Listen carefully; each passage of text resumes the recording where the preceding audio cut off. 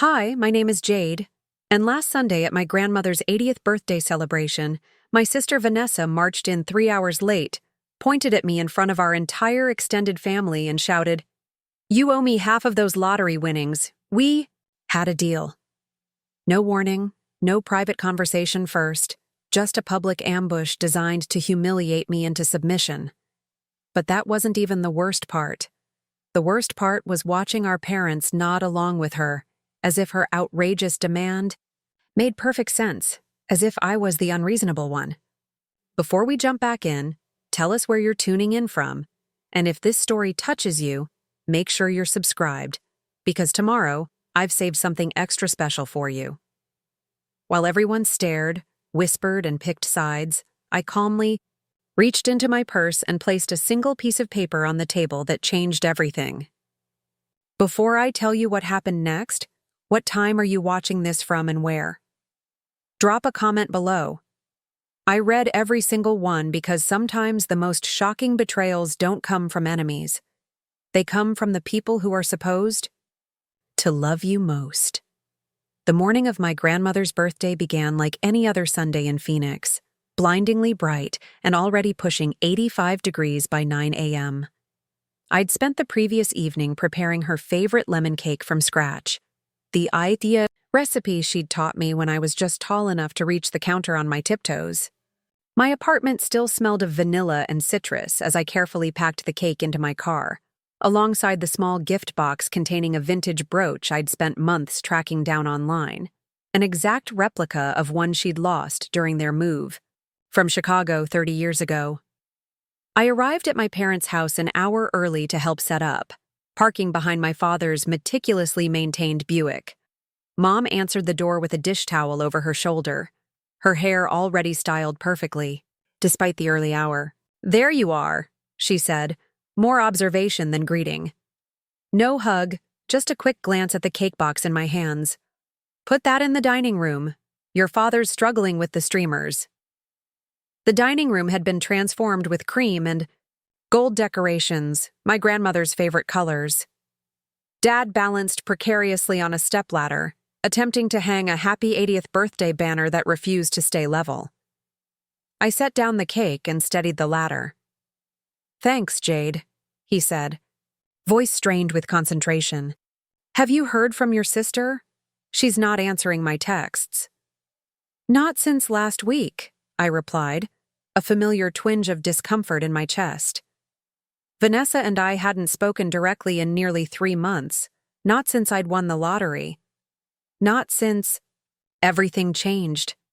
It wasn't a massive jackpot, $230,000 after taxes, but it was enough to pay off my student loans, put a down payment on a small condo, and set aside a comfortable emergency fund. It was the first time in my adult life I could breathe without the weight of financial anxiety pressing down on my chest. It was freedom, security, possibilities. Dad climbed down from the ladder with a sigh.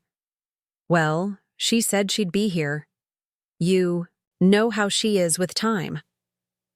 His tone carried no criticism, just the same fond acceptance he'd always shown for Vanessa's chronic lateness, her forgotten promises, her endless excuses. I said nothing, just adjusted the banner until it hung straight. Some battles weren't worth fighting, especially not today.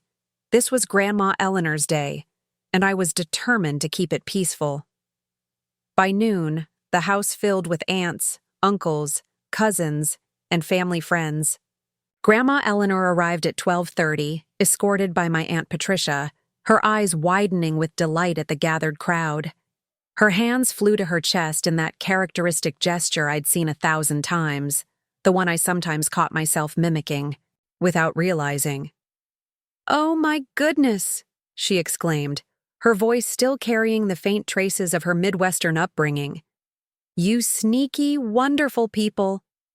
I hung back as she made her rounds, accepting hugs and birthday wishes, her bright blue eyes scanning the room periodically. I knew she was looking for Vanessa. Everyone was. My cousin Michael sidled up beside me at the punch bowl. "Great turnout," he said, filling his cup. "Vanessa running late as usual?" I shrugged, aiming for casual. I guess so. He lowered his voice. Mom told me about the lottery thing. That's rough. Heat crept up my neck. So they were all talking about it. Of course they were. It's fine, I said automatically. Just a misunderstanding. Michael raised an eyebrow but didn't press. He'd always been one of the more perceptive cousins.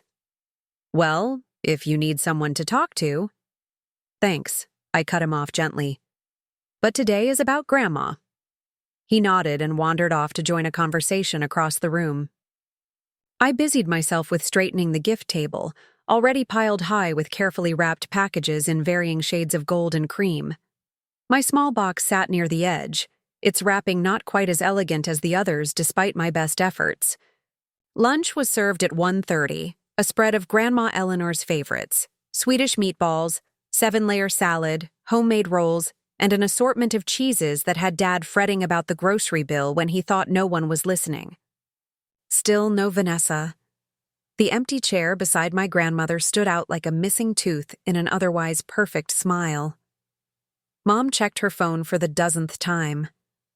She said she was on her way an hour ago, she muttered to Dad, who simply patted her hand. Preparing and narrating this story took us a lot of time, so if you are enjoying it, subscribe to our channel. It means a lot to us. Now back to the story. She'll be here, he assured her. Probably got caught up with work. Vanessa hadn't held a steady job in 3 years, but no one mentioned that inconvenient detail. We sang Happy Birthday, watched Grandma Eleanor blow out her candles, with only a little help from my younger cousin Emma, and began serving the cake. I was halfway through my slice when the front door swung open with such force it banged against the wall. Vanessa stood in the doorway, designer sunglasses perched on her head, wearing a dress that looked new and expensive. She carried no gift. Her eyes scanned the room until they locked onto mine, and the smile that spread across her face sent a chill down my spine. It wasn't a happy smile. It was the smile of a predator who had just spotted its prey. "Sorry I'm late," she announced, to the room at large, not sounding sorry at all. Traffic was a nightmare. She made her way to Grandma Eleanor, bending down for a hug and a kiss on the cheek. "Happy birthday, Grandma. You look amazing." Grandma beamed, all disappointment at Vanessa's lateness instantly forgotten. "Thank you, sweetheart. I'm just happy you're here now." Mom immediately jumped up to fix her a plate, while Dad pulled out her chair with a relieved smile. Just like that, balance was restored. The golden child had arrived, and all was right in the family universe.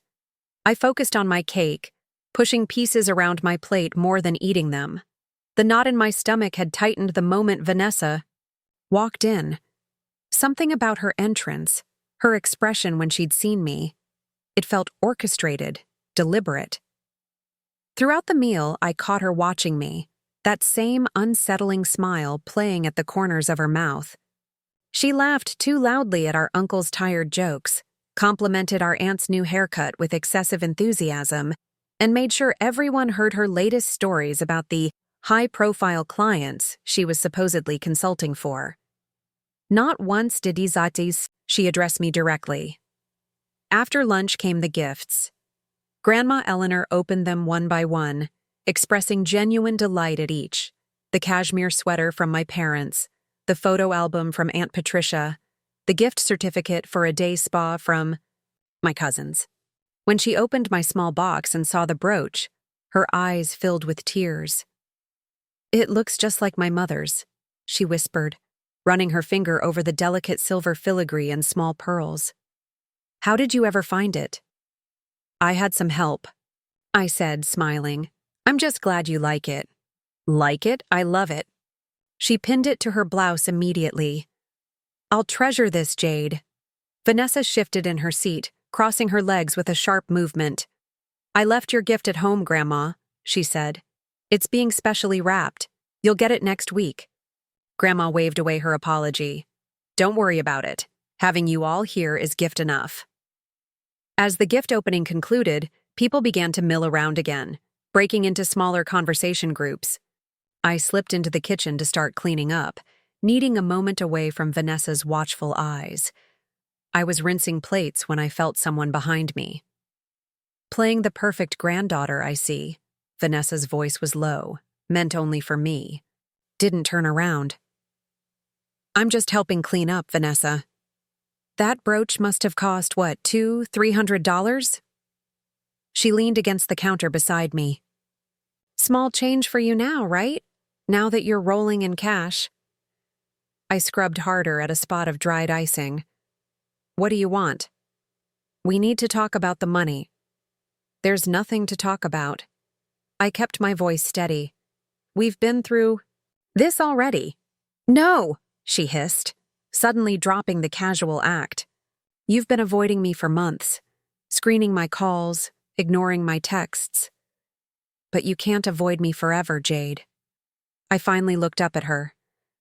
My sister, 2 years older, always taller, always louder, always more.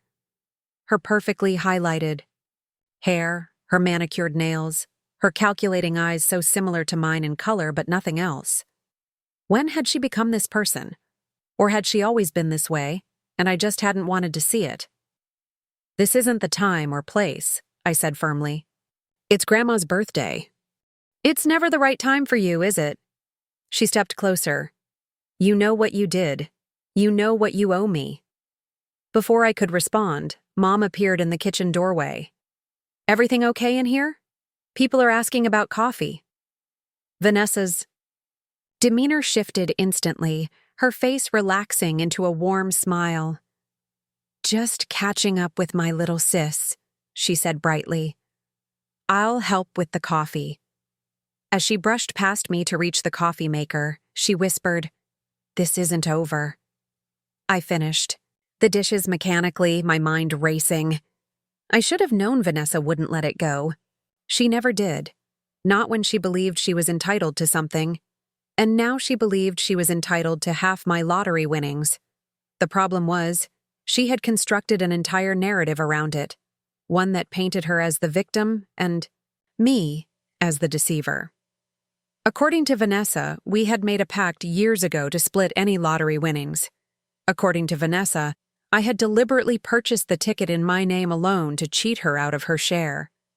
According to Vanessa, I had become greedy and selfish with my newfound wealth. None of it was true. But Vanessa had always been gifted at reshaping reality to suit her needs. And worse, our family had always been inclined to believe her version of events. I rejoined the party, pasting on a smile as I served coffee and fielded questions about my job at the architectural firm, my new condo search, my perpetually non-existent love life. I kept Vanessa in my peripheral vision at all times, watching as she moved from group to group, her voice carrying across the room in strategic bursts. Completely changed after coming into money. Promised we would always share everything. Hardly recognizes where she came from now. Each fragment reached me like tiny darts, precisely aimed. I saw the glances, the whispers, the subtle shifting of allegiances happening in real time. This was what Vanessa excelled at, creating doubt, sowing discord, positioning herself as the wronged party before I even had a chance to defend myself. By late afternoon, Grandma Eleanor was showing signs of fatigue, though she insisted she was having too much fun to leave. I brought her a cup of tea and sat beside her on the sofa while others chatted around us. Thank you again for the brooch, she said, patting my hand. It means the world to me. I'm glad, I said, meaning it. I wanted to give you something special. She studied my face for a moment, her eyes still sharp despite her years. Is everything all right between you and your sister? There seems to be some tension. I hesitated. Grandma had always been perceptive, but I didn't want to burden her with family drama, especially not today. We're just going through a bit of a rough patch. Nothing serious. She nodded slowly. Sisters can be complicated. I should know. I had 3 of them. She squeezed my hand. But blood is thicker than water. Remember that. If only she knew how those words twisted in my heart. Blood is thicker than water, the family mantra that had been used to excuse so much over the years. Vanessa's temper tantrums as a child, her borrowing of my clothes, my car, my boyfriends as teenagers, her temporary stays in my apartment when she couldn't make rent, the money she forgot to pay back, the promises she broke without consequence. Blood is thicker than water. It had become the emotional blackmail that kept me in line, kept me silent, kept me accepting less than I deserved from the people who were supposed to love me most. "I'll remember," I said softly, and excused myself to use the bathroom. I locked the door behind me and leaned against the sink, taking deep breaths. Just a few more hours, I told myself. Just get through today for Grandma's sake. And then I could go home, turn off my phone, and regroup. But when I emerged, I knew immediately something had shifted. The energy in the room had changed, conversations had hushed, and all eyes seemed to flicker between me and the center of the room where Vanessa now stood, glass in hand, commanding attention as she always did. "Since we're all together," she was saying, "I thought this would be the perfect time to clear the air about something that's been weighing on my heart." My stomach dropped. "No, not here, not now."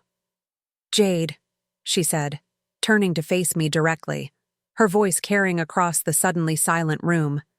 "You owe me half of those lottery winnings. We had a deal." Time seemed to slow as every head turned toward me. I felt the heat of their stares, the weight of their judgment already forming before I'd said a word. In the corner, Grandma Eleanor's eyes widened in confusion. My father's brow furrowed. My mother's hand flew to her throat in that nervous gesture I knew so well. "Vanessa," I began, my voice sounding distant even to my own ears. "This isn't the place." "When is the place?" she demanded, voice rising. "You've been avoiding me for months. You took what was rightfully half mine and disappeared." "That's not true," I said, forcing strength into my voice. "There was never any agreement." "We made a pact," she interrupted, her face flushing with either genuine or well-performed emotion. "10 years ago, we promised to split any winnings. You know we did." I saw heads nodding. Of course they believed her.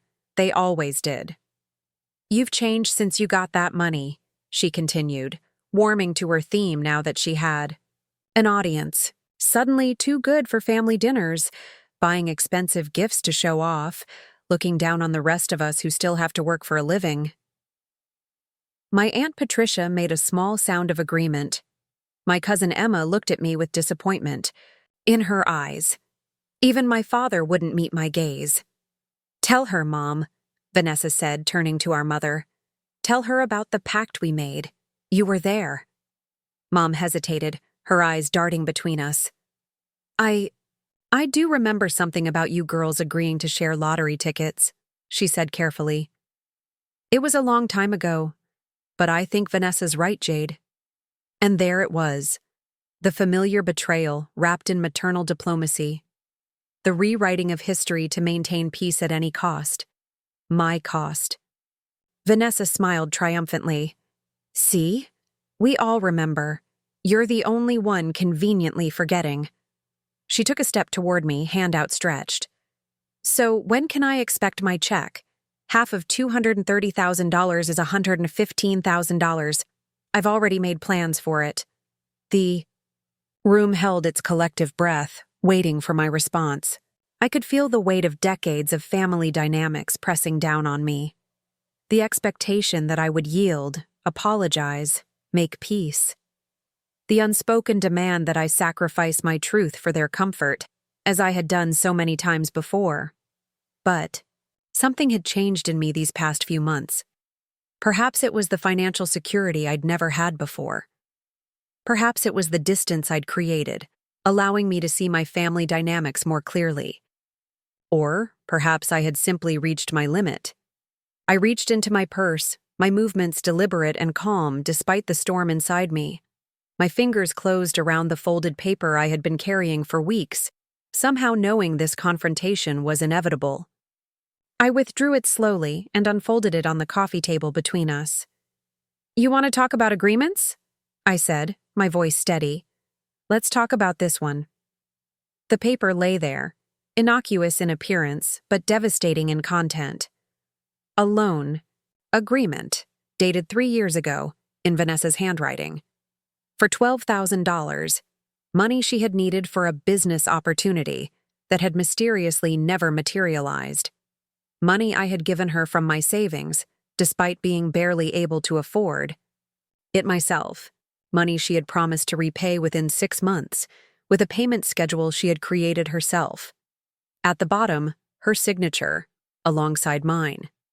And in the margins, my neat accounting of the single $200 payment she had made before the excuses began.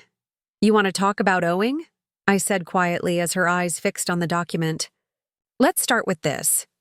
3 years, Vanessa. Not a word about repayment. Not even when you knew I was struggling to make rent. Not even when I took on a second job to make ends meet." The room had gone deathly silent. Vanessa's face drained, of color as she stared at her own handwriting, her own promises captured in ink. That's different," she stammered, but the confidence had leaked from her voice. "Is it?"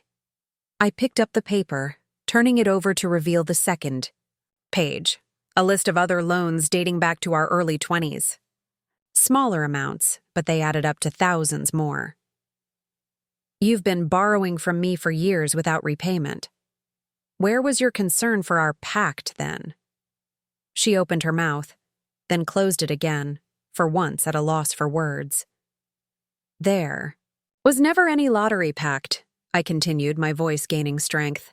"That's something you invented because you saw an opportunity, just like you always do."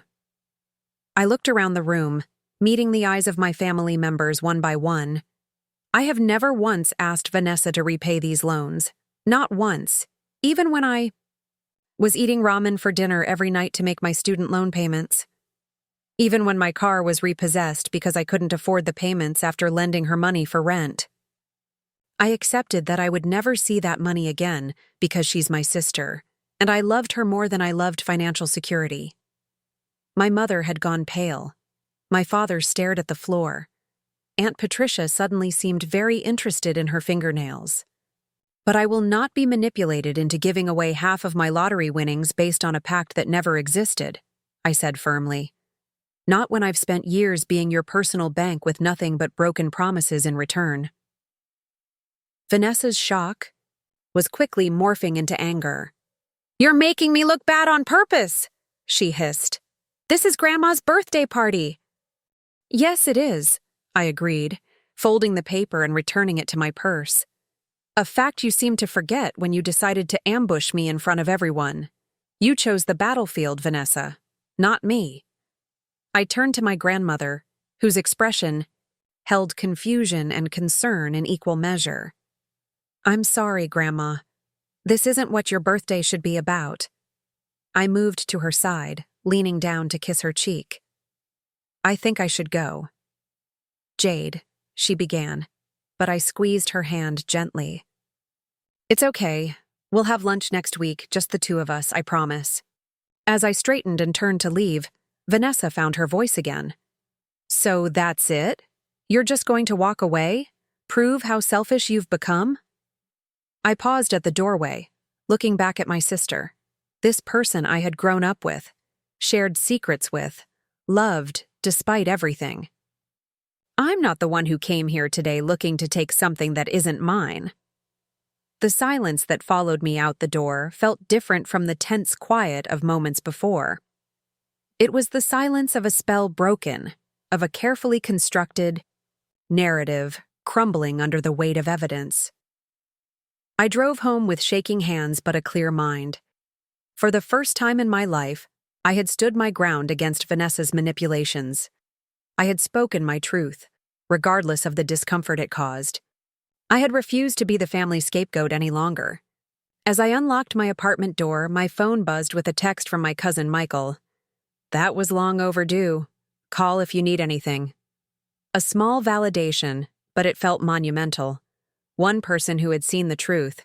One crack in the family mythology that had constrained me for so long. I kicked off my shoes and sat in the quiet of my living room, the weight of the day settling around me. I had won more than a lottery. I had won my voice back. I had won the right to my own narrative. The receipt that had silenced Vanessa wasn't just proof of a loan unpaid. It was evidence of a pattern, a tangible record of the truth I had always known but never defended. It was the first page of a new chapter, one where I would no longer set myself on fire to keep others warm. My phone began to light up with messages, some supportive, some angry, some trying to negotiate a middle ground where none existed. I turned it off and set it aside. Tomorrow would be soon enough to deal with the fallout. Tonight, I would rest in the knowledge that I had finally stood up for myself, that I had placed truth on the table instead of swallowing it to keep the peace. And no matter what came next, that victory could not be taken away from me. The drive home from my grandmother's birthday party was a blur of streetlights and silence. No music, no phone calls, just the steady hum of my tires against asphalt and the echo of Vanessa's demands replaying in my mind. I gripped the steering wheel so tightly my knuckles turned white, forcing myself to breathe deeply as Phoenix's familiar grid of streets guided me home on autopilot. As I pulled into the parking lot of my apartment complex, the security light flickered once, a small, ordinary imperfection that suddenly felt symbolic. How many flickers had I ignored in my relationship with Vanessa over the years? How many warning signs had I dismissed in the name of family peace? My phone had been buzzing incessantly since I'd walked out of the party. I finally checked it as I unlocked my apartment door. 12 missed calls, 5 from Mom, 3 from Dad, 1 from Aunt Patricia, and 3 from Vanessa herself. 28.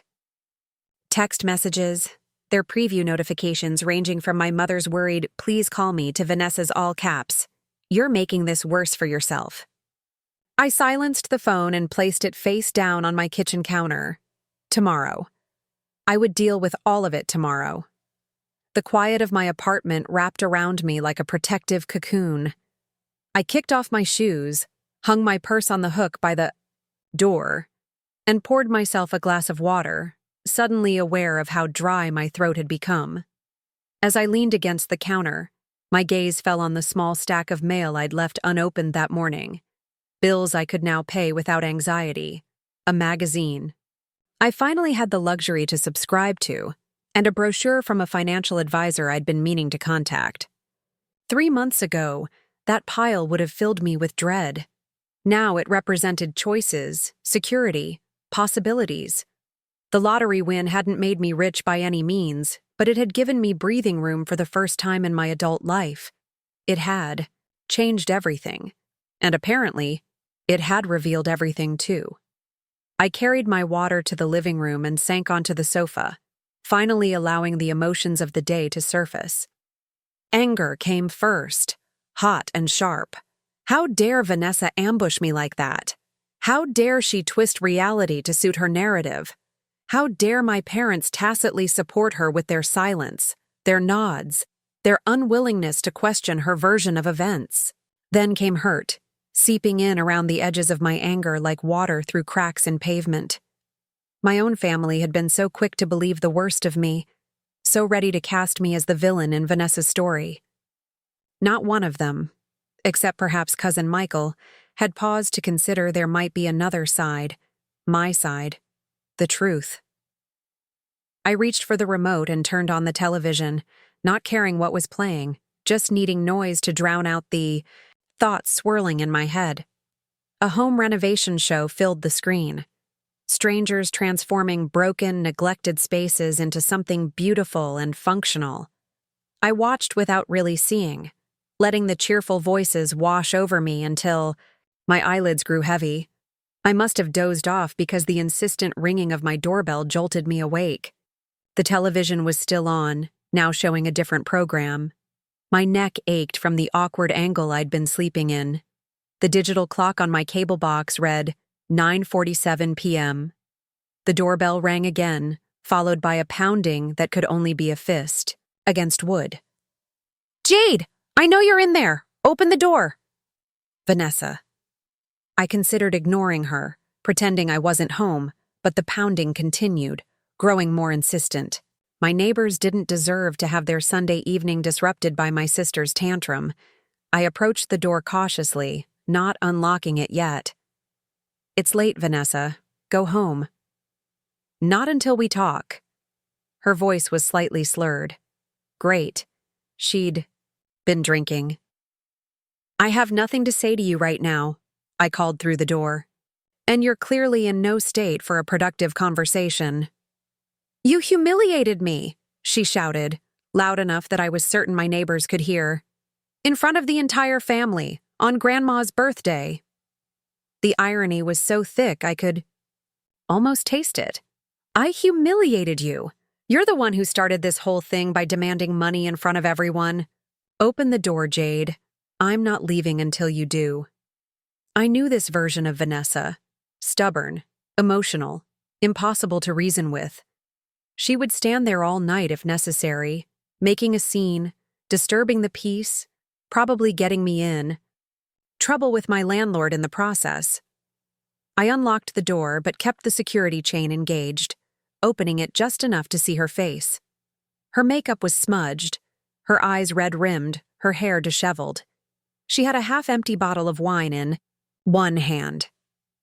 "You need to go home," I said firmly. "You're drunk, and I'm not having this conversation now." She thrust her foot into the small opening, preventing me from closing the door. "You think you're so much better than me now, don't you? With your lottery money and your fancy new life, you've forgotten where you came from." "That's not true, and you know it." "Then why won't you share?" Her voice cracked, a hint of genuine pain breaking through the alcohol-fueled anger. "We're sisters. We're supposed to share everything." For a moment, I almost wavered. The hurt in her voice was real, and beneath all the manipulation and entitlement, Vanessa was still my sister, the girl who had taught me to ride a bike, who had let me sleep in her bed during thunderstorms, who had defended me against bullies in elementary school. But then I remembered the receipt in my purse, the years of one-way giving, the pattern that would never change if I didn't change it myself. "Sharing goes both ways, Vanessa," I said quietly. "It's not just about taking." Her face hardened. "So that's how it is? You're choosing money over family?" "No, I'm choosing boundaries over enabling. There's a difference." "Mom and Dad think you're being selfish." I nodded slowly. "I'm sure they do. They've always found it easier to give in to you than to challenge you." "What's that supposed to mean?"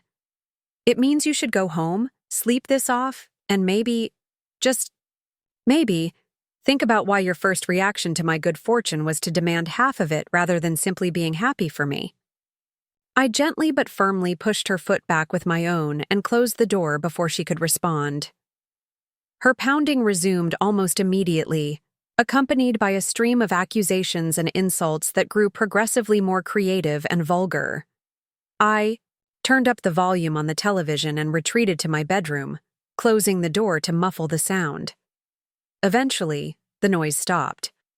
I peered through my bedroom window to see Vanessa climbing into an Uber, still clutching her wine bottle. Only then did I allow myself to breathe normally again.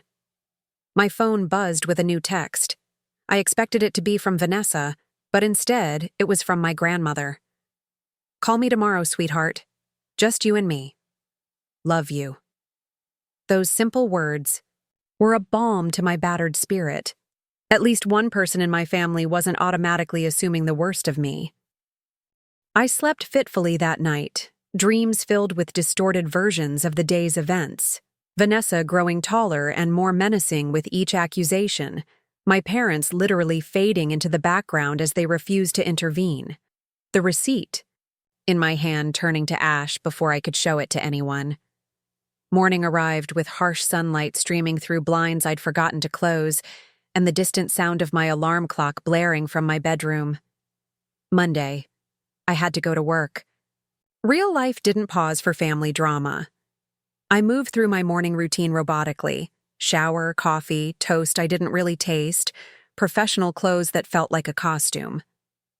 By 7:45 a.m., I was in my car, navigating the already heavy Phoenix. Traffic toward the architectural firm where I'd worked for the past 5 years.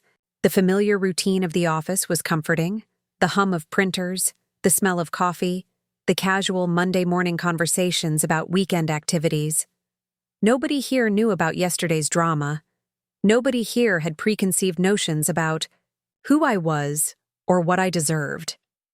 Here, I was just Jade Chen, talented architectural designer, reliable colleague, the one who always remembered everyone's coffee preferences for supply runs.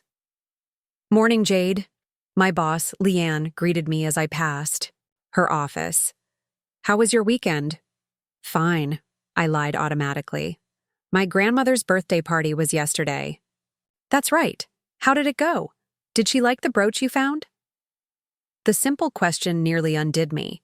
Leanne remembered the brooch, a detail I'd mentioned in passing weeks ago. She'd actually listened, actually cared about something that mattered. To me. The contrast with my family's dismissive attitude was so stark it made my throat tighten. "She loved it," I managed to say. "Wore it right away." Leanne smiled warmly. I knew she would. "Hey, are you okay? You seem a little off." "Just tired," I said, forcing a smile. "Busy weekend." She nodded, though her eyes held a hint of concern. "Well, take it easy today if you can. The Richardson project isn't due until Thursday." I thanked her and continued to my desk, grateful for her kindness and even more grateful that she didn't push for details. My computer booted up, and I immersed myself in work, losing myself in the clean lines and precise measurements of the building renovation I was designing. Here, problems had solutions. Challenges could be overcome with creativity and skill. Everything made sense in a way that human relationships never seemed to. At lunch, I finally called my grandmother. She answered on the second ring, her voice as warm and steady as always. "There's my girl," she said, as if yesterday's disaster had never happened. "Hi, Grandma. I'm sorry about yesterday." "You have nothing to apologize for, Jade." The simple, straightforward validation nearly brought me to tears. "You're probably the only one who thinks that." "Well, I'm also probably the only one who's lived long enough to see patterns clearly," she replied. 80 years gives you perspective." I smiled despite myself. "How are you feeling today? Was the party too much?" "Don't change the subject, young lady," she said, though her tone remained gentle. "I want to talk about what happened between you and Vanessa." I sighed, leaning back in my office chair and lowering my voice. "It's complicated, Grandma. Most important things are, tell me your side. I'm listening." And so I did. I told her about the lottery win 3 months ago, a stroke of luck from a ticket I'd bought on a whim with spare change at a gas station. I told her how I'd kept it quiet at first, wanting to make sensible decisions before announcing it to the world. I told her how Vanessa had found out when she'd stopped by my apartment unannounced and seen the paperwork on my coffee table. She congratulated me at first, I explained, seemed genuinely happy for me. But then, as I started talking about paying off my student loans and maybe buying a small condo, her attitude changed. She started talking about all the things she could do with that kind of money. By the end of the evening, she was telling me about this pact we supposedly made years ago to share any lottery winnings. "And did you?" Grandma asked. "Make such a pact?" "No, we never did. We used to occasionally split the cost of a ticket, when the jackpot was really huge, like hundreds of millions. But this was just a small scratch-off I bought myself. We never had any agreement to share individual tickets." Grandma was quiet for a moment. I believe you, she said finally. But I'm curious about something else. That receipt you showed yesterday, the loan agreement. Tell me about that. I closed my eyes, remembering. 3 years ago, Vanessa came to me saying she needed money for a business opportunity. Something about importing handmade jewelry from Thailand to sell online. She was so excited, so convinced it would be her big break. She needed $12,000 for the initial inventory. That's a lot of money. It was everything I had saved at that point, I admitted. I was living paycheck to paycheck, but I had managed to put aside a little emergency fund. She promised she would pay me back within 6 months with interest. She even wrote up the agreement herself. And she never repaid you?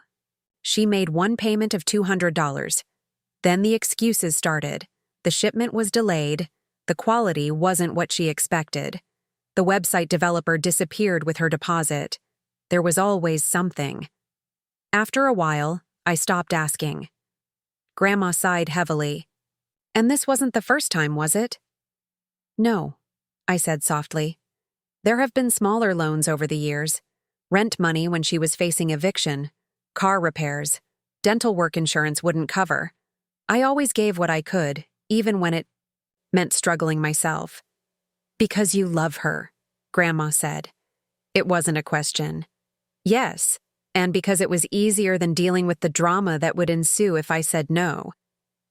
I understand that all too well, she chuckled ruefully. Your grandfather and I went through something similar with my youngest sister, Alice, always in some kind of financial crisis, always needing to be rescued. This was news to me. What did you do? Eventually, we had to stop enabling her. It was the hardest thing we ever did, watching her struggle, knowing we could help but choosing not to because helping wasn't really helping anymore. It was just postponing the inevitable. What happened to her? She hit rock bottom, lost her apartment, had to move in with friends. It was painful to watch. But then, something changed. She got serious about finding steady work, started taking responsibility for her choices. The last 15 years of her life were her best. Stable, productive, dignified. I absorbed this. A new perspective on family dynamics I'd always assumed were unique to my generation. So you think I'm doing the right thing by standing my ground with Vanessa? I think only you can decide what's right for you and your relationship with your sister, Grandma said carefully. But I will say this. True love sometimes means saying no when every instinct is screaming at you to say yes. It means wanting someone's growth more than you want their approval. Her words resonated deeply, articulating something I'd felt but couldn't express. Thank you for understanding, Grandma, and for listening. Always, my dear. Now, about that lunch you promised me.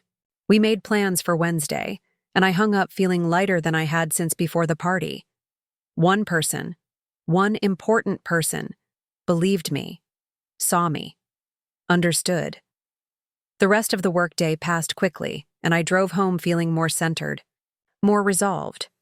The answering machine on my landline was blinking when I entered my apartment. My parents, still using technology from the last century to reach me when I wouldn't answer my cell phone. I pressed play, bracing myself. Jade, it's Mom. Please call us back. We're worried about you. Vanessa is very upset. We need to talk as a family. Call me. Delete. Jade, it's Dad. Your mother's really upset about what happened yesterday. I know things got out of hand, but running out like that didn't help. We need to find a compromise here. Call when you can. Delete. Jade, it's Mom again. I don't understand why you're being so difficult about this. Family helps family. It's how we were raised. Your sister needs... Delete. I unplugged the machine. Enough. I needed space to think, to process, to decide how I wanted to handle this situation. The pressure to give in, to maintain peace at my own expense, was overwhelming when I allowed their voices into my space. I changed into comfortable clothes, and made myself a proper dinner, something I'd rarely had time or energy to do before the lottery win. As I chopped vegetables for a stir-fry, I thought about what my grandmother had said about love sometimes meaning saying no, about wanting someone's growth more than their approval. What would growth look like for Vanessa? What would it look like for me? For Vanessa, perhaps it would mean finally facing the consequences of her choices, learning to support herself, developing resilience and self-sufficiency. For me, it might mean establishing healthy boundaries, honoring my own needs, refusing to be manipulated by guilt or obligation. The thought was both terrifying and liberating. I had spent so much of my life trying to keep everyone happy, trying to be the responsible one, the reasonable one, the one who could be counted on to sacrifice. What would it feel like to prioritize my own well-being for a change? As I ate my dinner at the small table by my kitchen window, watching the sky turn pink and orange with the setting sun, I made a decision. I would not give Vanessa half my lottery winnings. I would not allow my parents to broker a compromise that would inevitably favor my sister's demands over my boundaries. I would stand firm in my truth, even if it meant being cast as the villain in their narrative. But I also wouldn't cut them off completely. They were still my family, still the people who had shaped me for better or worse. I would set boundaries, but leave the door open for a healthier relationship if they were willing to work toward it. With that resolution in mind, I finally turned my cell phone back on. As expected, there were more missed calls, more text messages, more voicemails. I ignored them all and composed a single text message to my family group chat. I need some space right now. I'll reach out when I'm ready to talk. Please respect this boundary. I pressed send before I could second-guess myself, then turned off notifications for the group chat. They might not honor my request for space, but I could control how much access they had to my peace of mind. That night, I slept more soundly than I had in months. No anxiety dreams, no restless tossing and turning, just deep, restorative sleep. When I woke the next morning, I felt clear-headed and calm, ready to face whatever the day might bring. What I didn't expect was an email from Vanessa waiting in my inbox, sent at 3:17 a.m. The subject line read simply, "I'm sorry." I stared at it for a long moment, my finger hovering over the delete button. Past experience had taught me that Vanessa's apologies were often tactical rather than genuine, designed to reset the relationship to a point where she could try a different approach to get what she wanted. But something made me open it. Perhaps curiosity, perhaps hope, perhaps just the need for closure. "Jade," it began, "I was wrong to ambush you at Grandma's party. It was selfish and inappropriate. I'm not in a good place right now, financially or otherwise, and I let that cloud my judgment. The truth is, I was jealous. You've always been the responsible one, the one who makes good choices. And now you have this windfall to show for it, while I'm still struggling. It seemed unfair. But that doesn't justify my behavior. I don't expect you to forgive me right away, or to suddenly change your mind about the money. I just wanted you to know that I'm going to get help. I've made an appointment with a financial counselor, and I'm looking into therapy to address some of my issues with money and responsibility.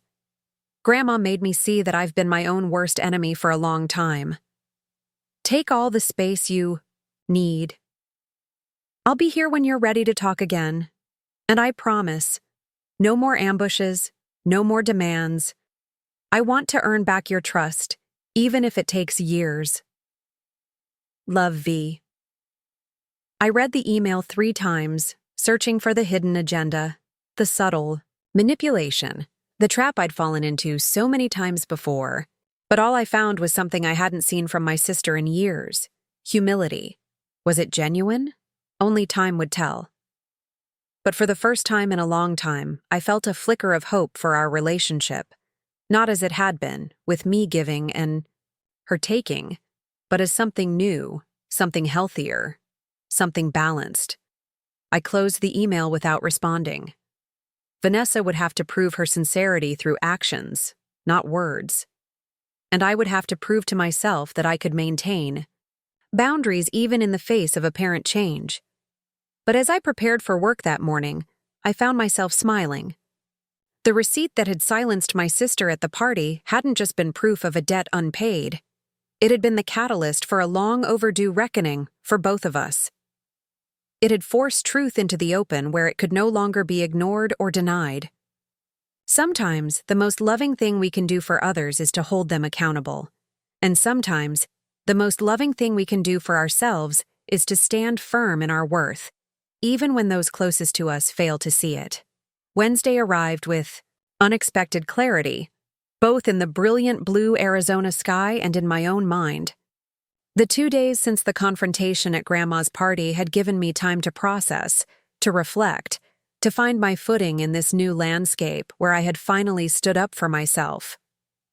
As I dressed for my lunch with Grandma Eleanor, I found myself choosing an outfit I'd bought with some of my lottery money. A simple but beautifully tailored emerald green dress that made me feel confident, capable, worthy. Not extravagant, but certainly not apologetic either. The restaurant Grandma had chosen was her favorite local bistro, a small family-owned place with excellent food and no pretension. When I arrived, she was already seated at a corner table, looking elegant as always in a cream-colored blouse with my brooch prominently displayed. She waved when she saw me, her face lighting up with genuine pleasure. "Right on time," she said as I sat down across from her. "Punctuality is underrated these days." I smiled, recognizing the subtle contrast she was drawing between me and Vanessa without explicitly saying it. "You look wonderful, Grandma." "This old thing?" She smoothed the fabric of her blouse. "I've had it for years, but this..." She touched the brooch. "This makes it special." The server came to take our drink orders, and Grandma surprised me by ordering a glass of white wine. "Doctor says 1 glass with lunch is good for the heart," she explained with a wink. Who am I to argue with medical science? I ordered an iced tea, and we spent a few minutes studying our menus and chatting about inconsequential things: the weather, a new bakery that had opened in her neighborhood, a book she'd recently enjoyed.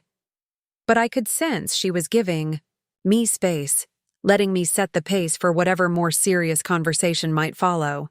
After we'd ordered, Caesar salad for her, French dip sandwich for me, she reached across the table and patted my hand.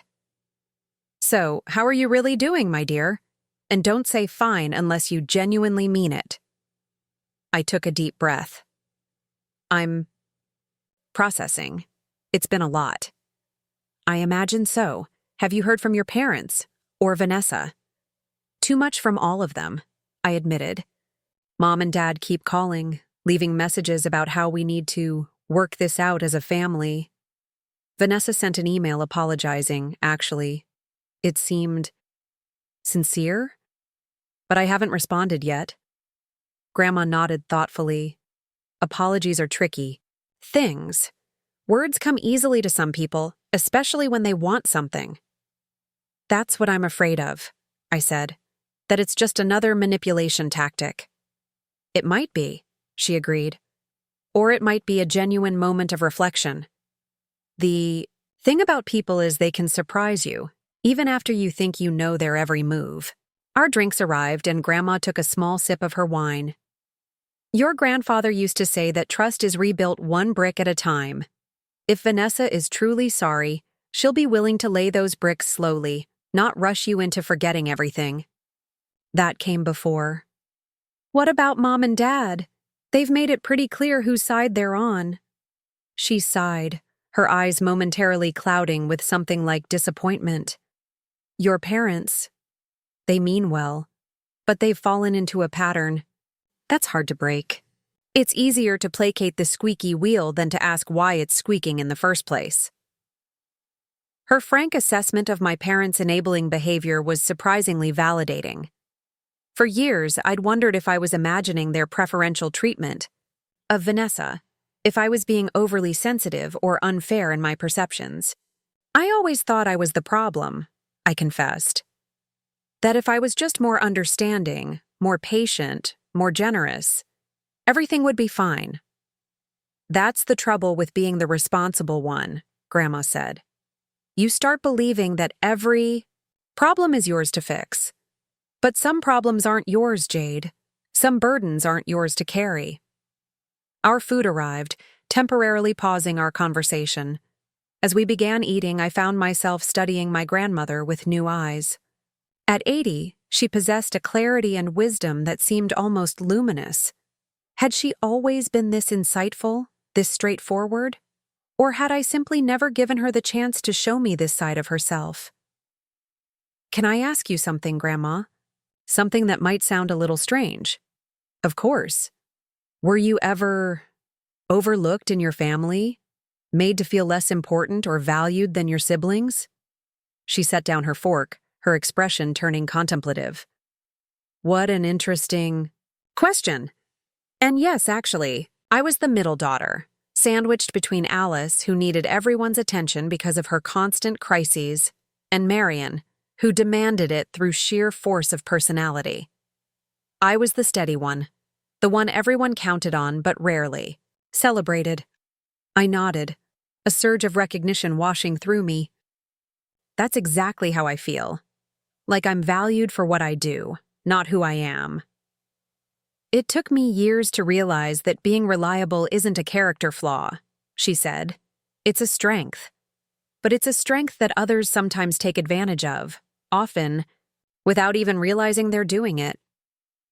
How did you change that pattern? I asked, leaning forward eagerly. How did you make them see you? She smiled, a hint of mischief in her blue eyes. Who says I did? Some people never truly see you, Jade. They're too wrapped up in their own narratives, their own needs. I stopped trying to make my sisters see me and focused instead on seeing myself clearly, on valuing what I brought to the table, even when no one else acknowledged it. That sounds lonely, I said softly. It can be, she admitted, but it's also freeing. And eventually you find people who do see you, who value not just what you can do for them, but who you are at your core. She reached for my hand. Again. Your grandfather was one of those people for me. And I see you, Jade. I always have. Tears pricked at the corners of my eyes. Thank you, Grandma. That means more than you know. I think I do know, she said gently. Now tell me about this condo you're looking at. Is it close to your work? I gratefully followed her lead, into less emotional territory, describing the 2-bedroom condo I'd toured last week. Its south-facing windows that flooded the living room with light, the small balcony perfect for morning coffee, the updated kitchen with granite countertops. It sounds lovely, she said when I finished. When do you decide? I'm seeing it again on Friday, and if it still feels right, I'll make an offer.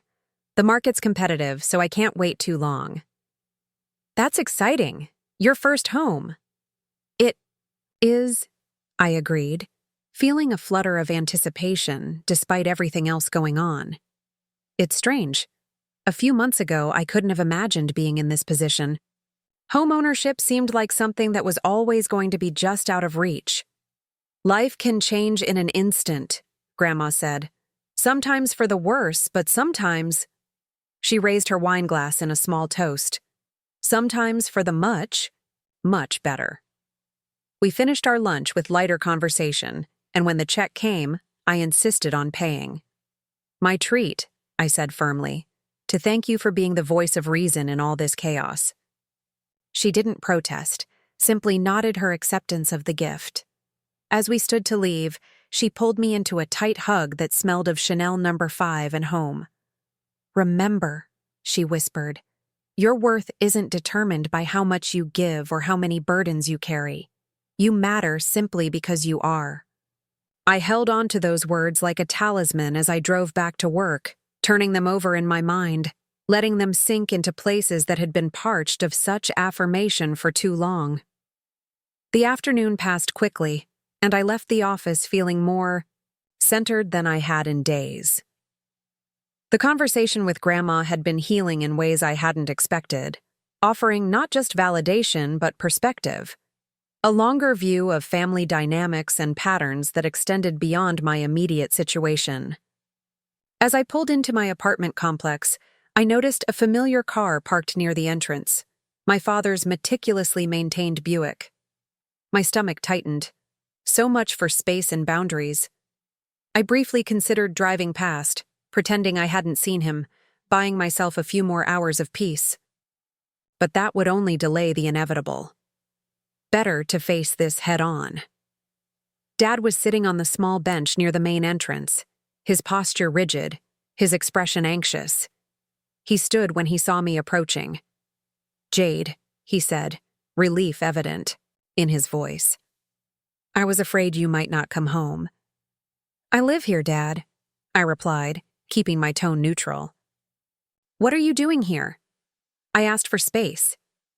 He had the grace to look slightly abashed. "I know, and I'm sorry to ambush you like this. But your mother is beside herself, and I thought maybe if we talked, just the two of us, we could find a way forward." I sighed, fishing my keys from my purse. "Come up then, but I can't promise I'll have the answers you're looking for." We rode the elevator in silence, the air between us heavy with unspoken words. Once inside my apartment, I offered him a drink, water, coffee, the beer I kept on hand for guests, but he declined, pacing my small living room with nervous energy. "Nice place," he said, glancing around. "Very. You." "Thanks," I replied, uncertain where this was going. "Dad, why are you really here?" He stopped pacing and faced me, his expression pained. "Your mother thinks you should split the money with Vanessa. She believes there was a pact, that you're going back on your word." "And what do you think?" I asked, watching him carefully. He hesitated, then sank onto my sofa with a heavy sigh. I think I don't know what to think anymore. I want peace in the family. I want everyone to be happy. Even if that means I get taken advantage of? Again? "Is that how you see it?" he asked, genuinely seeming surprised. "Being taken advantage of?" The fact that he could ask this question with such innocence told me everything I needed to know about how deeply entrenched the family dynamics were, how normalized Vanessa's behavior had become. "Dad," I said slowly, sitting beside him on the sofa. "Do you remember when my car was repossessed my second year out of college?" He frowned slightly. "Vaguely. You had some financial troubles, I recall." "I had financial troubles because I had loaned Vanessa $3,000 for rent when she was facing eviction. Money I couldn't really spare. When I couldn't make my own car payments, no one bailed me out. I took the bus for 6 months until I could save enough for a down payment on another car." His frown deepened. "I didn't know that." "Of course you didn't, because I didn't complain about it. I didn't make it everyone else's problem. I just dealt with it quietly, like I always do." "Jade, and that's just one example," I continued, feeling years of unspoken frustration finally finding voice. "There have been dozens of loans over the years that were never repaid, thousands of dollars that I'll never see again, money that could have gone toward my own security, my own future." "Why didn't you say something?" he asked, looking genuinely bewildered. "Would it have made a difference? Would you and Mom have suddenly held Vanessa accountable when you never had before?" His silence was answer enough. "Dad, I love you. I love Mom. I even love Vanessa. Despite everything. But I am done being the family ATM. I am done being the responsible one who sacrifices while watching everyone rush to accommodate Vanessa's latest crisis or demand." "We never meant to make you feel that way," he said softly. "I know you didn't. But intention doesn't change impact. The fact is, I've spent my entire adult life trying to be the daughter who doesn't cause problems, who doesn't need rescuing, who gives more than she takes. And somehow, that turned into an expectation that I would always be the one to give, to compromise, to make peace at my own expense. He was quiet for a long moment, his eyes fixed on his hands clasped in his lap. Finally, he looked up, and I was startled to see tears in his eyes. "I've failed you," he said, his voice thick with emotion. "As a father. I should have protected you, from Vanessa, from our own blind spots, from this whole mess." I hadn't expected this level of vulnerability from my stoic, conflict-avoidant father. It caught me off guard, softening some of the defensive anger I'd been holding on to. "You haven't failed me," I said gently, "but you have allowed a pattern to develop that isn't healthy for anyone, not for me, not for Vanessa, not for you and Mom." "How do we fix it?" he asked simply. "I don't know. If we can fix everything," I admitted. "But we can start by acknowledging reality instead of tiptoeing around it. Vanessa has problems with money, with responsibility, with entitlement. Pretending otherwise doesn't help her. It enables her." He nodded slowly. "Your grandmother said something similar to your mother yesterday. It didn't go over well." I couldn't help but smile slightly, imagining that conversation. "I bet it didn't. Your mother. She loves you both so much. Sometimes I think she loves Vanessa the way she does because she sees herself in your sister. The same insecurities, the same need for validation. And she loves you the way she does because you're everything she wishes she could be. Strong, independent, self-sufficient." This perspective on my mother was new to me, and it shifted something in my understanding of our complicated relationship. I never thought of it that way. "She would never admit it," Dad said with a small, sad smile. "But I've been married to her for 40 years. I see things she doesn't realize I see."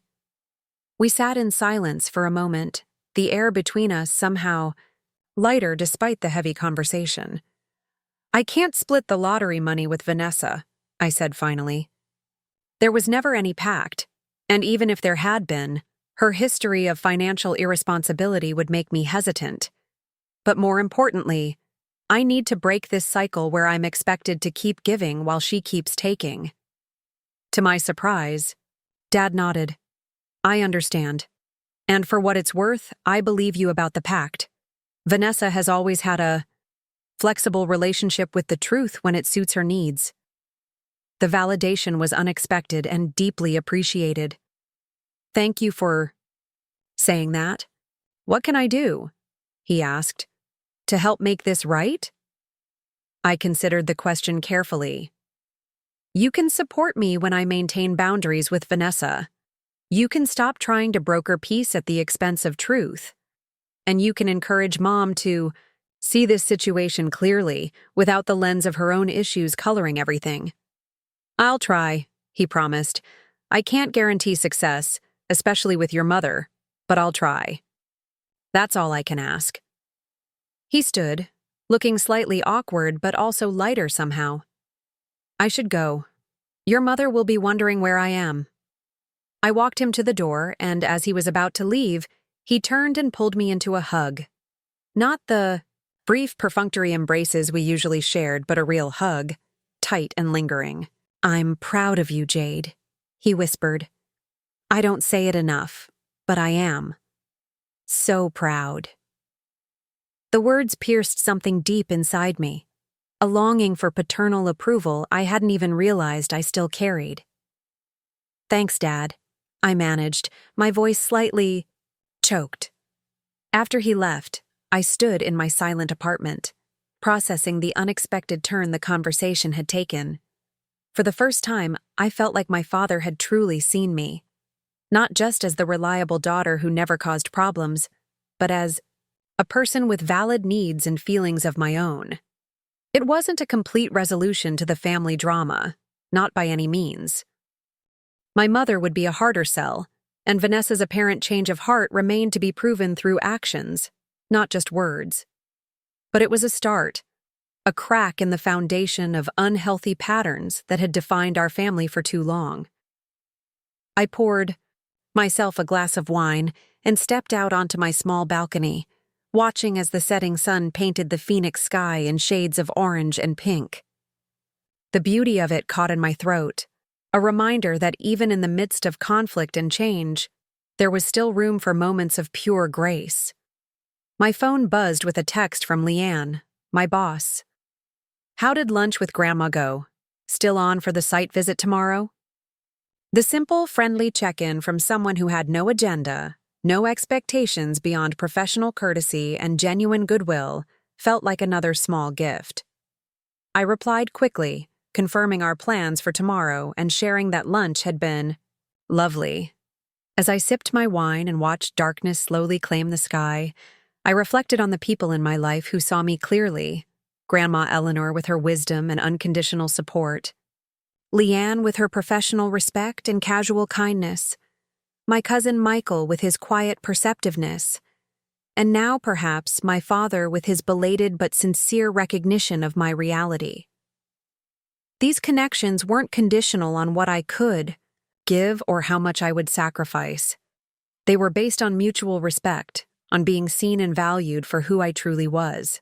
They were, I realized, the foundation upon which I could build a more authentic life, one where my worth wasn't tied to my utility to others, where my voice wasn't silenced for the sake of false harmony. The thought was both exhilarating and terrifying.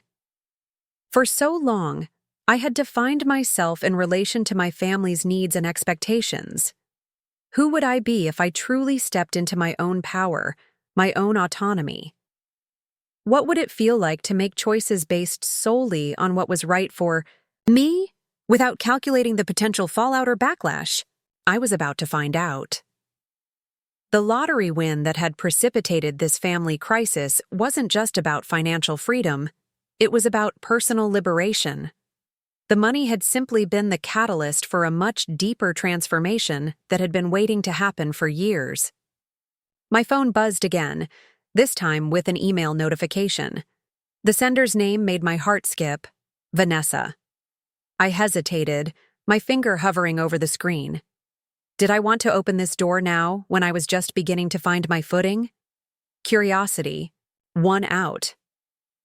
I opened the email, bracing myself for manipulation, for guilt tripping, for the familiar patterns that had defined our relationship for so long. Instead, I found something different. "Jade, I don't expect you to respond to this. I just wanted you to know that I met with a financial counselor today. It was eye-opening, to say the least. I've been living beyond my means for years, using credit cards to maintain a lifestyle I can't afford, and yes, relying on your generosity to bail me out when things get rough. The counselor helped me create a realistic budget based on my actual income, what little there is of it right now. It's sobering to see it all laid out in black and white. I have a long road ahead to become financially stable, but I'm committed to doing the work. I also want you to know that I spoke with Grandma today. She didn't pull any punches. She told me I've been treating you like a personal bank for years, and that my behavior at her party was disgraceful. Her word, not mine, though she's not wrong. She said some other things that were hard to hear, but probably necessary. I know my apology doesn't erase the hurt I've caused, or the money I've taken without repaying. I know I can't just say sorry and expect everything to go back to normal. But I am sorry, Jade, truly. And I'm going to prove it with actions, not just words. I've taken a second job waiting tables on weekends. It's not glamorous, but it's honest work, and it will help me start paying down my debts, including what I owe you. I don't expect you to forgive me right away, or maybe ever. But I want you to know I'm trying to change. Take all the time and space you need. I'll be here, when if you're ready to talk. Love, V. I read the email twice, searching for the hidden agenda, the subtle manipulation that had always been Vanessa's specialty. But I couldn't find it.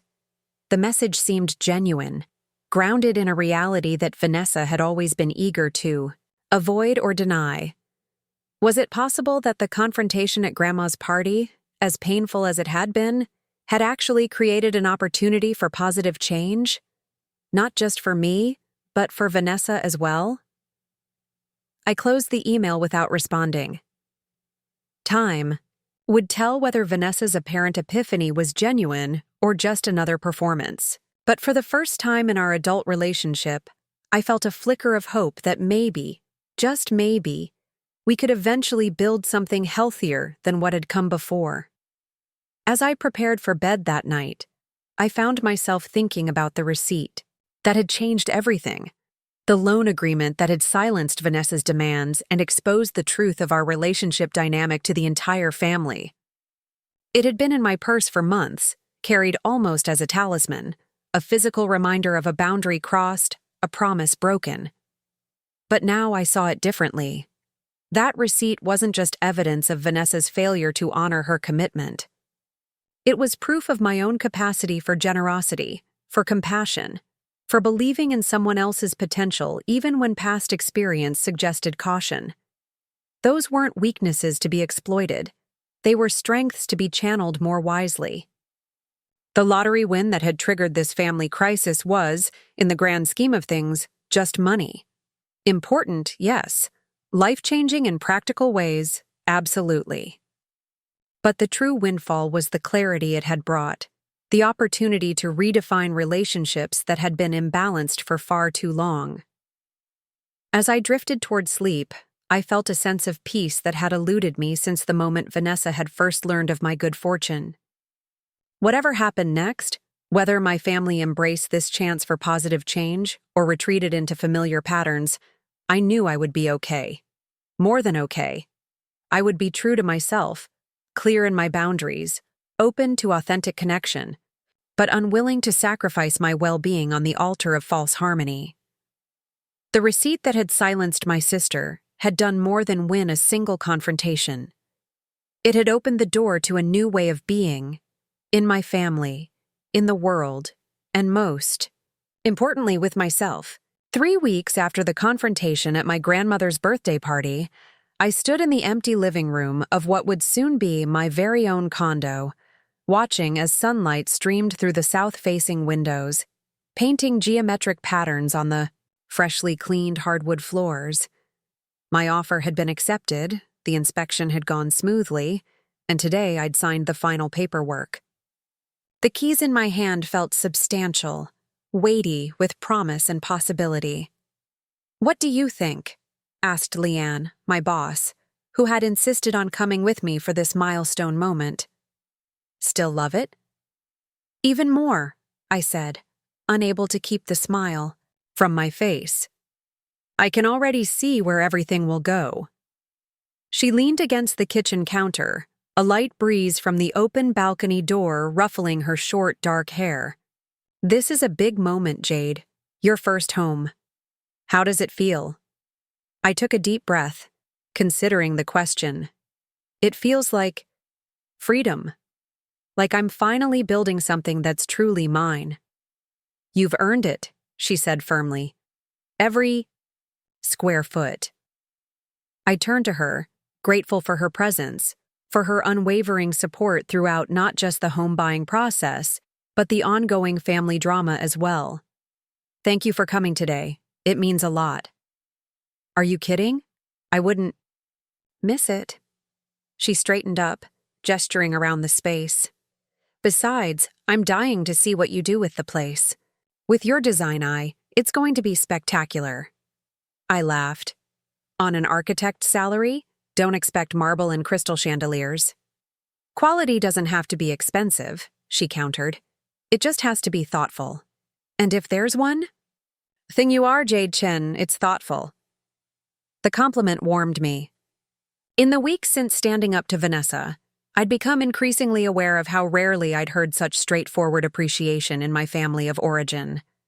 How praise, when it came at all, was usually qualified or connected to what I could do, for others rather than who I inherently was.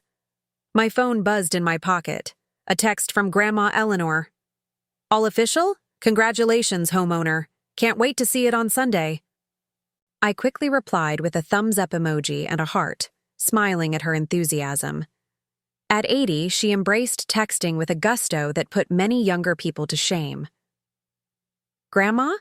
Leanne guessed, noting my expression. "How did you know?"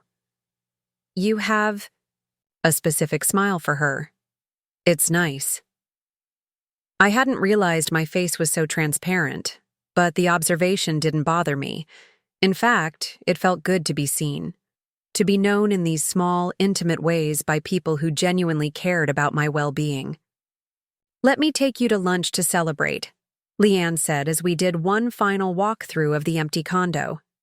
"That little Thai place near the office? My treat." "You don't have to do that," I protested mildly. "I know I don't have to. I want to. There's a difference." She gave me a knowing look. "I've noticed you have a hard time letting people do things for you. You're always the giver, never the receiver." I felt a flush of recognition. "I'm working on that." "Good," she smiled. "Consider this lunch practice then."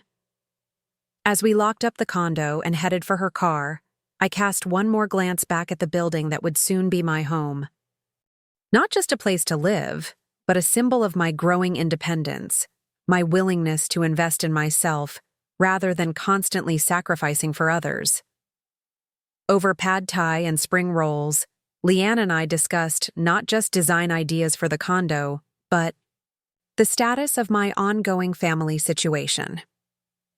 Unlike many people who seemed uncomfortable with conflict or emotional complexity, Leanne never shied away from difficult conversations.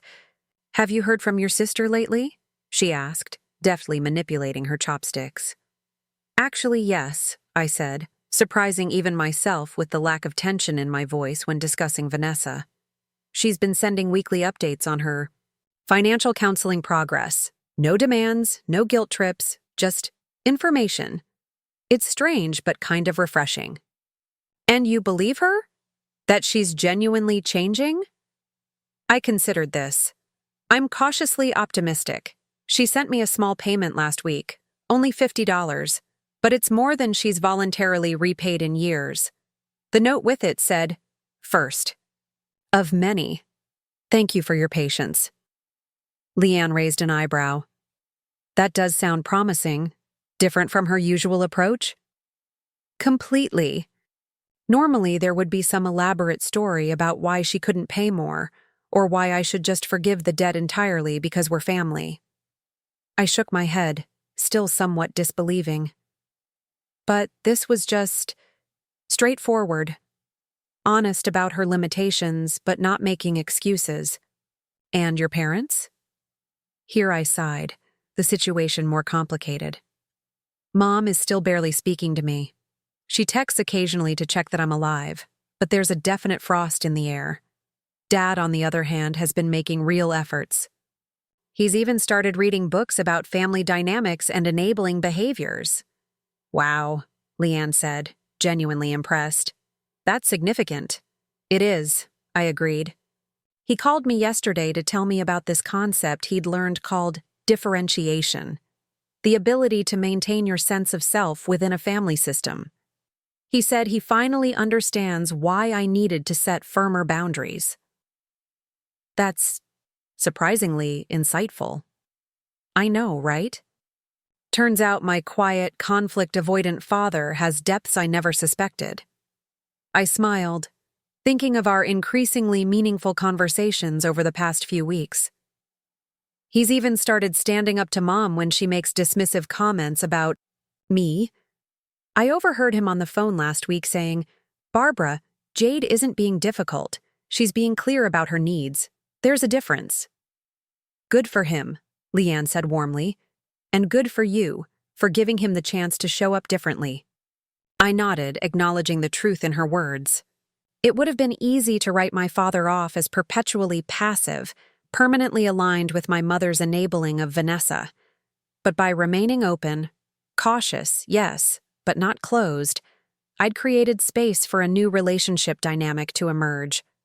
"The ironic thing," I said, pushing a piece of chicken around my plate, is that standing up to Vanessa and refusing to give her half my lottery winnings has actually brought us closer in some ways.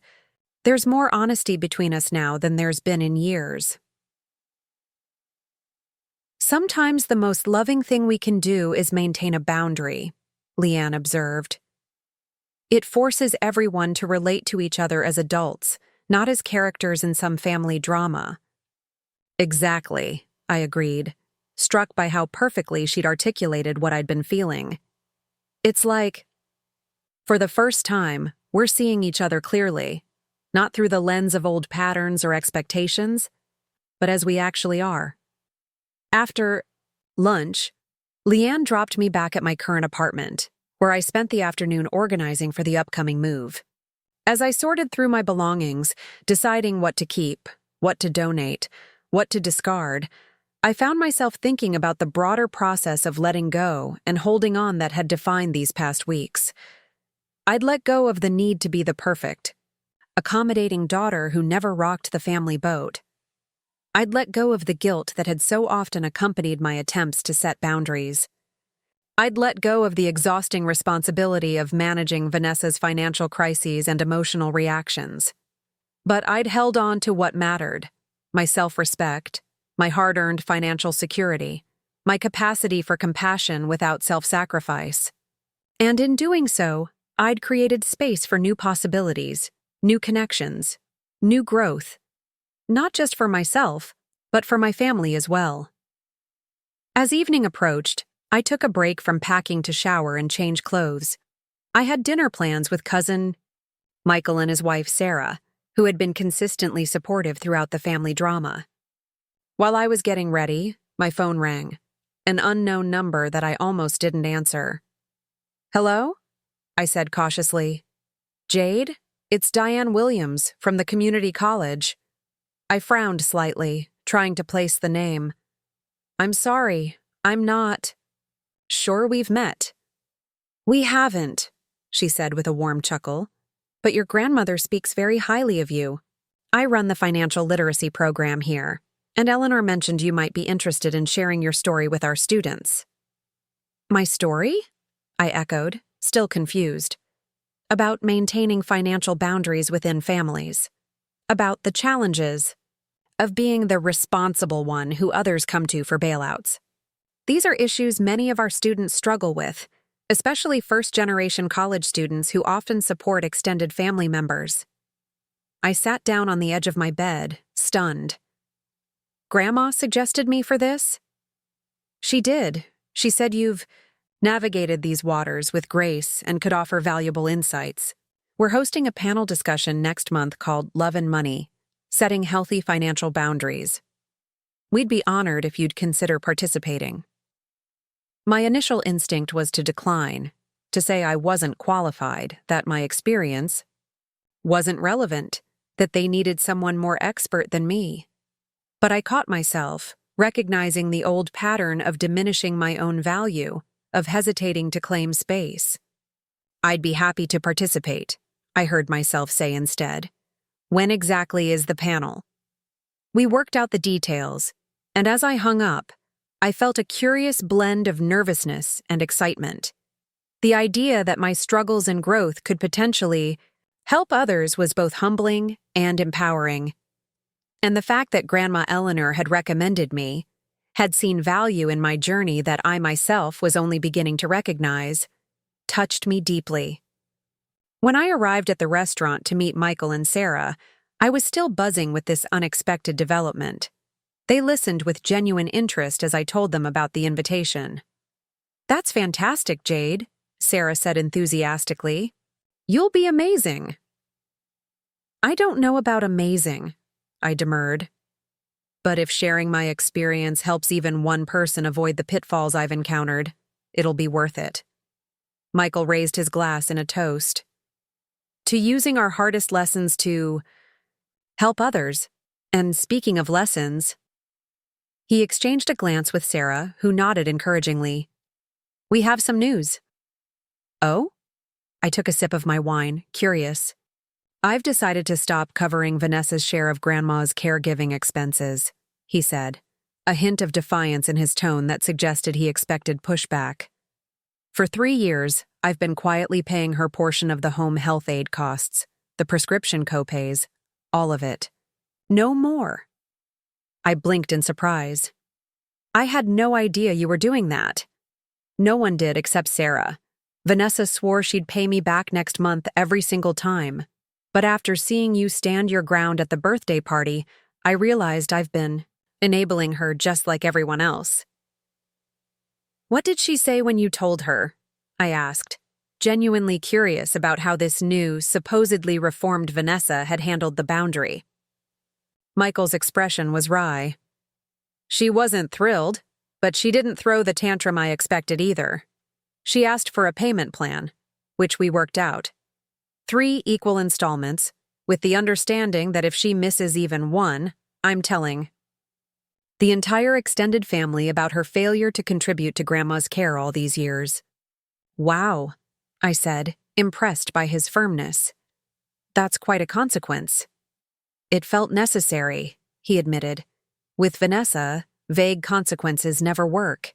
She needs to know exactly what's at stake. I nodded, thinking about my own experiences with my sister. You're right about that. The specific, concrete boundary seems to be what's making a difference with her right now. I have to admit, Sarah interjected, I was skeptical when Michael first told me about Vanessa's apparent transformation. But he showed me the payment plan she wrote up. She actually created it, not him, and it was surprisingly reasonable and thoughtful. She even built in a small emergency buffer. That doesn't sound like the Vanessa I know, I said, but without bitterness, merely observation. People can change, Michael said thoughtfully. Not often, and usually not without significant motivation. But sometimes a wake-up call, like what happened at Grandma's party, can shake someone enough to make them see themselves differently. I hope you're right, I said sincerely. For her sake as much as ours. The conversation shifted to lighter topics. Sarah's recent promotion, Michael's new hobby of brewing beer in their garage, my upcoming move. As we shared a dessert and lingered over coffee, I found myself deeply grateful for these authentic connections. These relationships built on mutual respect and genuine care rather than obligation or guilt. The next morning, I woke early, energized despite the late night. I had a full day ahead. More packing, a quick stop at the new condo to take some measurements, and then dinner with Grandma Eleanor at her assisted living facility. But first, I had something important to do. I sat at my small desk with my laptop, a cup of coffee steaming beside me, and opened a blank document. For several minutes, I stared at the cursor blinking against the white screen, gathering my thoughts. Then I began to type.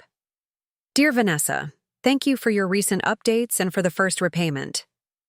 Both mean more than you might realize, not because of the money itself, but because they represent a new level of accountability and respect in our relationship. I've been doing a lot of thinking over these past weeks about patterns, the ones we create, the ones we inherit, and the ones we have the power to change.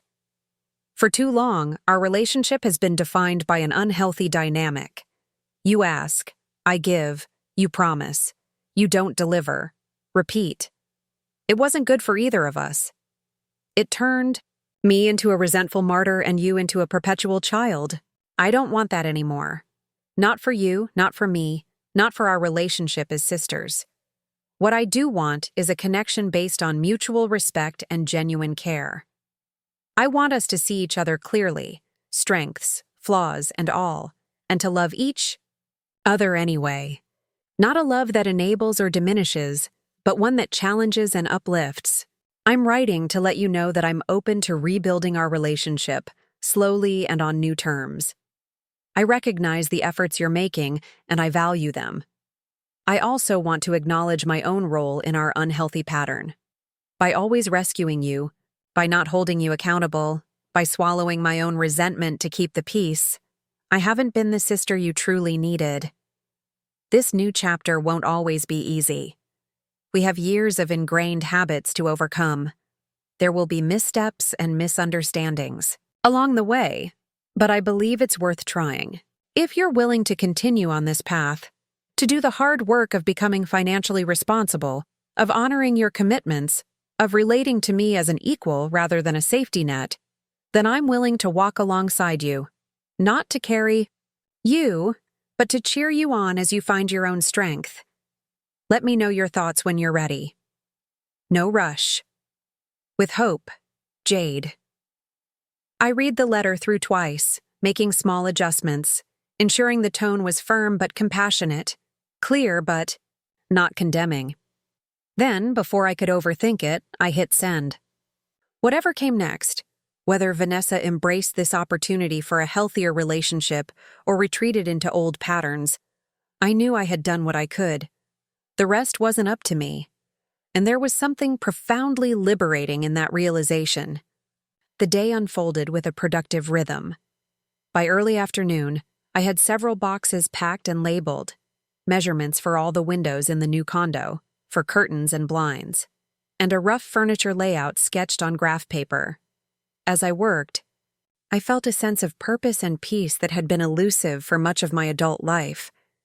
When I arrived at Grandma Eleanor's assisted living facility that evening, carrying a small potted orchid and her favorite lemon cookies from the bakery near my office, I found her waiting in the common room, engaged in what appeared to be an intense game of gin rummy with a gentleman I hadn't met before. "Jade!" she called when she spotted me, her face lighting up. "Perfect timing. I was just about to beat Walter here for the third time today." The white-haired man across from her harumphed good-naturedly. "Pure luck, Eleanor. Pure luck." "Keep telling yourself that, dear," she replied with a wink, laying down her cards to reveal a winning hand. "Same time tomorrow?" He nodded, rising with the help of a cane. "Wouldn't miss it." He nodded politely to me as he passed. "You must be the granddaughter I've heard so much about, the architect with the good sense to stand her ground." I shot Grandma a questioning look, but she merely smiled innocently as Walter made his way across the room to join another group of residents. "Been talking about me, have you?" I asked as I bent to kiss her cheek and hand her the gifts. "Only good things," she assured me, admiring the delicate pink orchid. "This is lovely, dear. Thank you." We decided to have dinner in her small private apartment rather than the communal dining room. "Too noisy tonight," she explained as we walked arm in arm down the corridor. "Some kind of celebration for the chef's birthday. I'd rather have you all to myself anyway." Her apartment was cozy and filled with treasures from her long life, photographs of families spanning generations, small mementos from travels with my grandfather, books lining every available shelf. The brooch I'd given her for her birthday held a place of honor on her dresser, displayed on a small velvet cushion. As we settled at her small dining table with the meal provided by the facility, surprisingly good chicken marsala with roasted vegetables and fresh rolls, Grandma fixed me with her perceptive gaze. "So, I hear Diane called you about the panel discussion," she said without preamble. I nodded, serving her a portion of the chicken. "She did." I said yes.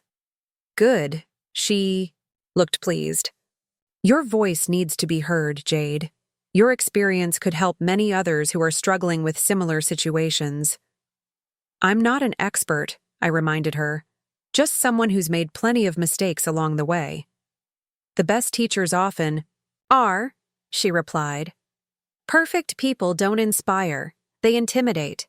It's our humanity, our struggles and growth that others connect with." We ate in comfortable silence for a few minutes, then she asked, "Have you contacted Vanessa at all?" "Actually, I emailed her this morning," I said, surprising her, offering a fresh start, but with clear expectations. "And?" "No response yet, but I'm not anxious about it either way. I've said what I needed to say. The ball is in her court now." Grandma nodded approvingly. "That's wisdom right there, extending the invitation without attaching to the outcome." After dinner, as we shared the lemon cookies with tea, she reached across the table and took my hand, I'm proud of you, Jade. Not just for standing up to Vanessa, though that took courage. I'm proud of how you've used this challenging situation as an opportunity for growth rather than becoming bitter or resentful. Her words warmed me deeply. I learned from the best, I said, squeezing her hand. You've always shown me what grace under pressure looks like. Well, she said with a small smile, 80 years gives you plenty of opportunities to practice. When it was time to leave, we embraced for a long moment at her door. Remember, she whispered, your worth isn't in what you give or what you, do. It's in who you are. That receipt you showed Vanessa, it wasn't just proof of her debt. It was evidence of your generosity, your compassion, your willingness to believe in someone else's potential. Those are beautiful qualities, Jade. The key is directing them wisely, with healthy boundaries. I nodded against her shoulder, absorbing her wisdom, her unconditional love. I'm learning, I promised. We all are, she replied, releasing me with a final pat on the arm. Every single day.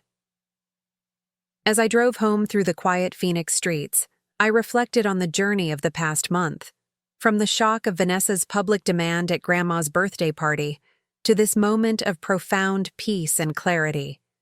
The receipt that had silenced my sister had done far more than win a single confrontation. It had been the catalyst for a wholesale transformation of relationships, perspectives, and most importantly, my relationship with myself. The lottery win that had triggered this family crisis now seemed almost secondary to the true prize. The freedom to be authentically myself, to set healthy boundaries without guilt, to give from a place of genuine choice rather than obligation or fear. When I arrived home, there was a single new email in my inbox from Vanessa. My heart beat a little faster as I opened it. Dear Jade, your email meant more to me than I can express. Thank you for being willing to consider a new kind of relationship between us. You're right that it won't be easy to break old patterns, but I'm committed to trying. The financial counseling has been eye-opening and sometimes painful. I've had to face some hard truths about myself, my sense of entitlement, my habit of using emotional manipulation to get what I want, my refusal to deal with the consequences of my choices. It's not pretty, but it's real. And I can't change what I won't acknowledge. I want you to know that I'm continuing to work on becoming financially independent. The waiting job is going well. I've even been picked up for some extra shifts because, surprise, I'm actually reliable and on time. I've created a detailed budget and I'm sticking to it. For the first time in my adult life, I paid all my bills on time this month. It's a small victory, but it feels significant. I know I have a long way to go in rebuilding your trust. I know words mean little compared to consistent actions over time. But I hope you'll give me the chance to show you, through those actions, that I'm serious about change. Would you be open to meeting for coffee sometime in the next few weeks? No agenda, no requests, just two sisters talking. If you're not ready, I understand completely. With gratitude and hope, Vanessa P.S. I spoke with Cousin Michael about Grandma's care expenses. I'm ashamed I let him cover my portion for so long. We've worked out a payment plan, and I'm committed to honoring it. I read the email twice, searching for red flags, for the subtle manipulation that had been Vanessa's hallmark for so long. But I couldn't find it. The message seemed genuine, grounded in a level of self-awareness I'd never seen from my sister before. Was it possible that the confrontation at Grandma's party, as painful as it had been in the moment, had actually been a gift to both of us? A forced reckoning that had cleared the way for authentic growth and connection? I replied simply, "Coffee sounds good. Next Saturday, 10 a.m. at Copper State Cafe. Just sisters talking." As I closed my laptop and prepared for bed, I felt a profound sense of gratitude wash over me. Not everything was resolved. My mother's frost had yet to thaw completely. Vanessa's transformation remained to be proven over time. My own journey toward healthy boundaries was still a work in progress. But for the first time in my adult life, I felt fully present in my own story, neither martyr nor victim, but protagonist, making choices based on self-respect rather than fear, extending compassion without sacrificing my own well-being, building a life that reflected my true values rather than others' expectations. The receipt that had silenced my sister had spoken volumes about our past. But it was our choices now, in this moment and in all the moments to come, that would write our future. A future I now faced not with anxiety, but with hope. Not with resentment, but with an open heart, ready for whatever came next. Up next, you've got 2 more standout stories right on your screen.